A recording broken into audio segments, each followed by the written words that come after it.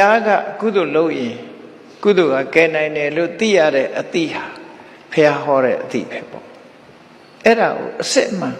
ဆိုလိုတာကလူပုဂ္ဂိုလ်ကိုအားကိုးရမှာတဲ့ကိုယ့်ရင်နဲ့နှလုံးနဲ့ဖြစ်တဲ့စိတ်ဓာတ်ကိုအားကိုး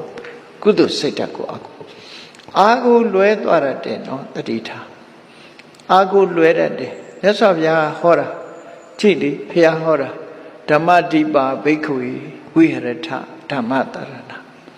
ဓမ္မကိုအားကိုးပြီးနေချလို့ဟောတယ်ကိုအားကိုးဆိုတာလဲဓမ္မကိုအားကိုးခိုင်းတာပဲ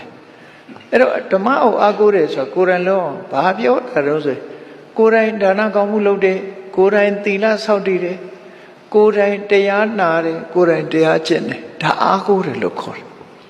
နော်ကိုယ်တိုင်မလုပ်ဘဲနဲ့ထိုင်ဆူတောင်းနေရမလားမရဘူးတခုမှရမှာမဟုတ်ဘူးအဲ့ကြဘယ်လို့ပဲဖြစ်ဖြစ်ကိုယ်တိုင်စ조사ရမယ်ဆိုတာဒါလှုပ်တင်လှုပ်ထိုက်တာကိုလှုပ်ရမှာလို့သူဆိုလို့တယ်အေးစဉ်းစားကြည့်ပေါ့စာမကျက်ပဲနဲ့စာမတင်မဲနဲ့ထိုင်ဆူတောင်းနေလို့အခုခေတ်ကလေးတွေဟုတ်လားဒီ6လုံးနဲ့10တန်းမှထွက်လာမှာမဟုတ်ဘူးစ